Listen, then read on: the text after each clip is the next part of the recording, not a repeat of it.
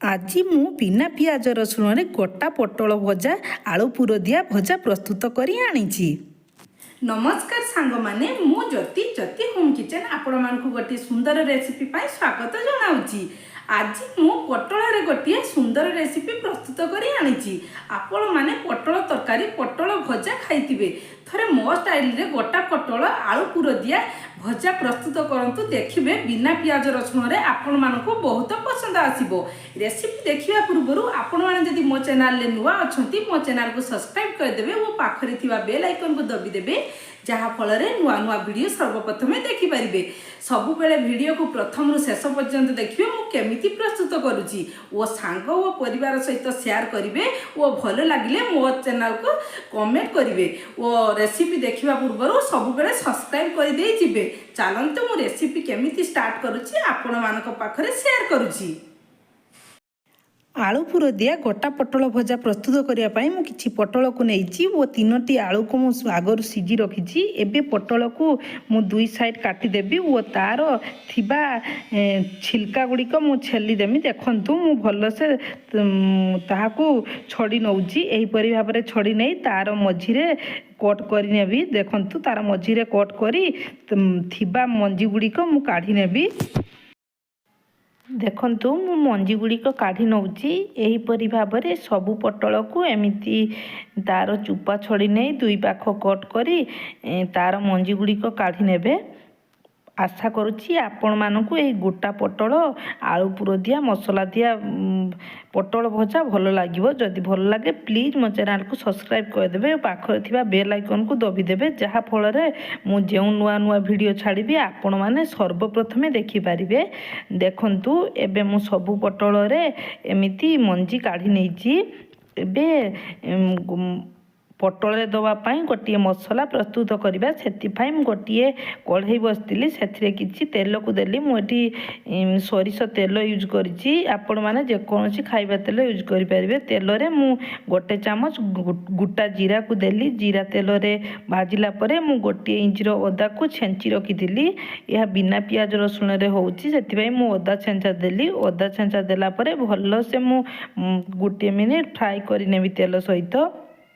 ଦେଖନ୍ତୁ ମୁଁ ଗୋଟିଏ ମିନିଟ୍ ତେଲ ସହିତ ଫ୍ରାଏ କରିନେଲି। ଏବେ ସେଥିରେ ମୁଁ କିଛି ହାଫ୍ ଚାମଚ ହଳଦୀ ଗୁଣ୍ଡ ଓ ହାଫ୍ ଚାମଚ ଲଙ୍କା ଗୁଣ୍ଡ ଓ ବିନା ପିଆଜ ରସୁଣରେ ମୁଁ କରି ପାଉଡ଼ରକୁ ନେଇଛି ତାହାକୁ ଦେଲି। ତାହା ଗୋଟିଏ ଚାମଚକୁ ଦେଲି। ତାହା ଦେଲା ପରେ ଭଲସେ ମସଲା ସହିତ ଗୋଳେଇ ଦେଲି। ଏବେ ମୁଁ ସିଝି ରଖିଥିବା ଆଳୁକୁ ହାତରେ ଭଲସେ ଚକଟି ନେଇଛି। ଦେଖନ୍ତୁ ମୁଁ ହାତରେ ଭଲସେ ଚକଟି ନେଇଛି, ତାହାକୁ ସେଥିରେ ଦେଲି।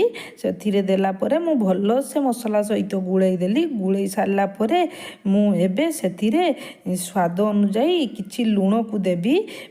ଦେଖନ୍ତୁ ମୁଁ ଏବେ ସ୍ୱାଦ ଅନୁଯାୟୀ ଲୁଣକୁ ଦେଲି। ଲୁଣ ଦେଲା ପରେ ମଧ୍ୟ ମସଲାକୁ ଭଲସେ ଗୋଳେଇ ଦେଲି। ଦେଖନ୍ତୁ ମୁଁ ଭଲସେ ମସଲାକୁ କଷି ନେବି ଗୋଟିଏ ମିନିଟ୍, ତାହାକୁ ଭଲସେ କଷି ନେବି। ଏବେ ପୁର ଦେବା ପାଇଁ ଷ୍ଟଫିଂ ପ୍ରସ୍ତୁତ ହୋଇସାରିଛି। ଏବେ ଏଇ ଆଳୁକୁ କାଢ଼ି ରଖିବା। ଦେଖନ୍ତୁ ଏବେ ମୁଁ ଆଳୁକୁ କାଢ଼ି ରଖିଲି।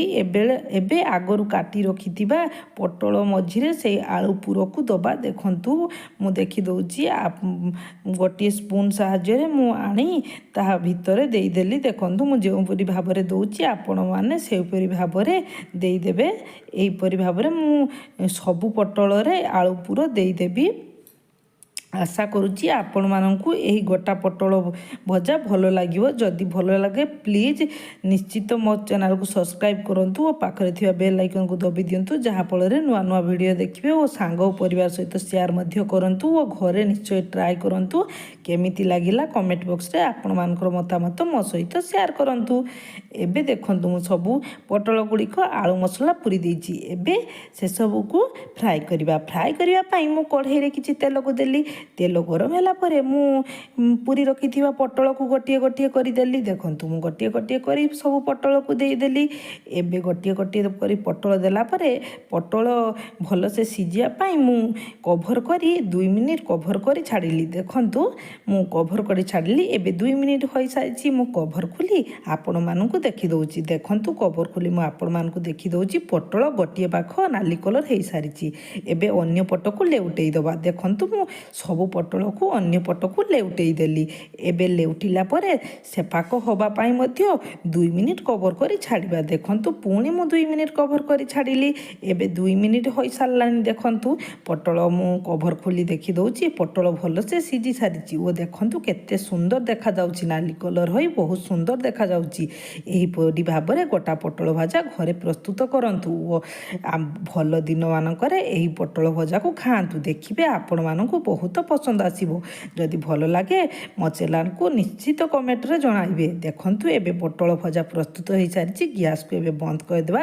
ମୁଁ ଆପଣମାନଙ୍କୁ ଦେଖିଦେଉଛି କେତେ ସୁନ୍ଦର ଦେଖାଯାଉଛି ପୋଟଳ ଭଜା। ପୋଟଳ ଏହିପରି ଘରେ ଟ୍ରାଏ କରନ୍ତୁ ଓ ଆପଣମାନଙ୍କ ମତାମତ ଦିଅନ୍ତୁ। ଭଲ ଲାଗିଥିଲେ ପ୍ଲିଜ୍ ମୋ ଚ୍ୟାନେଲକୁ ସବସ୍କ୍ରାଇବ୍ କରିଦେଇ ଯାଆନ୍ତୁ।